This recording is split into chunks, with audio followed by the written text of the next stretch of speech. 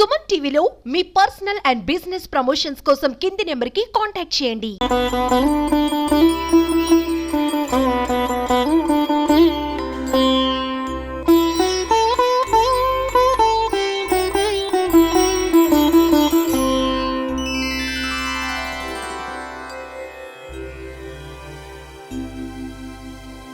गानोत्सुकाय गानमत्याय गानोत्सुतमनसे गुरुपूजिताय गुरुदैवताय गुरुकुलसायिने गुरुविक्रमाय गुह्यप्रबलाय गुरवे गुणगुरवे गुरुदैत्यकलक्षेत्रे गुरुधर्मसदाराध्याय गुरुविक्रपरित्रात्रे गुरुपाखण्डखण्डकाय गीतसाराय गीतनादाय गीततत्त्वाय धीमहि गौडगुल्फाय गण्डमत्याय गौजयप्रदाय धीमहि गुणातीताय गुणाधीशाय गुणप्रविष्टाय धीमहि एकदन्ताय वक्रतुण्डाय गौरीतनयाय धीमहि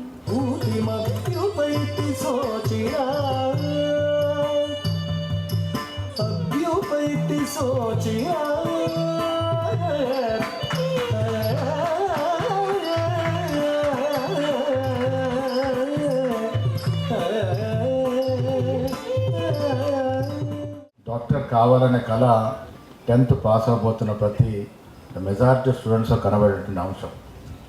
అఫ్కోర్స్ పొలిటికల్ ప్రొఫెషన్ అనేది లీస్ట్లో ఉంటుంది, డాక్టర్స్ అనేది చాలా టాప్ ప్రయారిటీలో ఉంటుంది. డాక్టర్స్ పాతకాలంలో మేము చూసే డాక్టర్స్ పెద్దలకు ఒక డాక్టర్ అయితే పిల్లలకు ఒక డాక్టర్ అని చూసేది. మరి ఇంత సొసైటీ ఎంత అభివృద్ధి చెందంటే వల్ల కొన్ని వేల స్పెషలైజేషన్స్తో డాక్టర్స్ ప్రొఫెషన్ ముందుకు వస్తూ ఉంది.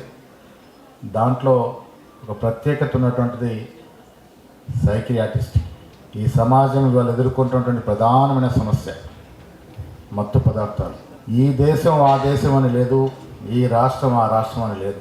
ప్రతి చోట దినదినాభివృద్ధి చెందినటువంటి చెడ్డ డిసీజ్ ఇవాళ దేశంలో మాదక ద్రవ్యాలు. ప్రపంచవ్యాప్తంగా చూసుకుంటే కూడా అసలు డ్రగ్ ఫ్రీ దేశం అనేదే ఈ ప్రపంచంలో లేదు. గొప్పగా చెప్పుకున్నాడు సింగపూర్ కానీ పోర్చుగల్ కానీ డ్రగ్స్ వాడకాన్ని కంట్రోల్ చేస్తూ అతి తక్కువ మోదాలున్న దేశాలు తప్ప డ్రగ్ ఫ్రీ దేశం అనేది లేకుండా పోతా ఉందంటే ఎంత దుర్మార్గము మహమ్మారిలాగా మారుతుందో మనం అర్థం చేసుకోవాల్సిన అవసరం ఉన్నది. పాశ్చాత్య దేశాల్లో early 60s early 70s start అయినటువంటి దురలవాటు ఆనాడు అమెరికా అధ్యక్షుడు నిక్సన్ రోజుల్లో డ్రగ్స్ మీద 70s ఎర్లీ 70s డ్రగ్స్ మీద యుద్ధం ప్రకటించి ఆ తర్వాత 1986 or 87లో మీరు ఈ దినోత్సవాన్ని జరుపుకున్నట్టుగా పరమేశ్వర చరిత్ర చెప్తా ఉంది. ఎక్కడైతే డ్రగ్స్ వాడకం అధికం ఉంటుందో ఆ సొసైటీ నాశనానికి నాంది పలుకుతుంది. మన దేశంలో కూడా ఉత్తరప్రదేశ్ లాంటి పెద్ద రాష్ట్రం, మహారాష్ట్ర లాంటి పెద్ద రాష్ట్రం, పంజాబ్ లాంటి అతి పెద్ద పొడవైనటువంటి బోర్డర్ ఉన్న రాష్ట్రంలో కూడా అత్యధిక మాదక ద్రవ్యాలు ఎగుమతి అవుతూ ఉన్నాయి, దిగుమతి అవుతూ ఉన్నాయి, వాడకంలోకి వస్తూ ఉన్నాయి. తెలంగాణ సమైక్య ఆంధ్రదేశం తెలంగాణలో కూడా ఈ మధ్యన ఈ దురలవాటు విపరీతంగా పెరుగుతూ ఉంది. దురదృష్టం ఏంటంటే సమాజానికి ఒక ఉదాహరణగా నిలవాల్సిన వారు, మార్గదర్శకాన్ని ఇవ్వాల్సినటువంటి సినీ తారలు, పారిశ్రామికవేత్తలు, స్పోర్ట్స్ మెన్ వీరు ఈ దురలవాటికి పడతా ఉంటే చిన్న చిన్నగా బుడ్డి అడుగులు వేస్తున్నటువంటి యువతరం చాలా స్పీడ్గా ఆకట్టుకోపోతూ ఉంది. భారతదేశంలో అటు కేంద్ర ప్రభుత్వం కానీ రాష్ట్ర ప్రభుత్వాలు కానీ మాదక ద్రవ్యాల మీద వాడకాల మీద ఉక్కుపాదం మోపుతున్నప్పటికీ కూడా సమాజంలో మార్పు రావాలి. ప్రభుత్వాలు ఎంత కఠిన నిర్ణయాలు తీసుకొని ఎంత కఠినమైన పనిష్మెంట్స్ ఇచ్చినా కూడా సమాజంలో అవేర్నెస్ రావాలి.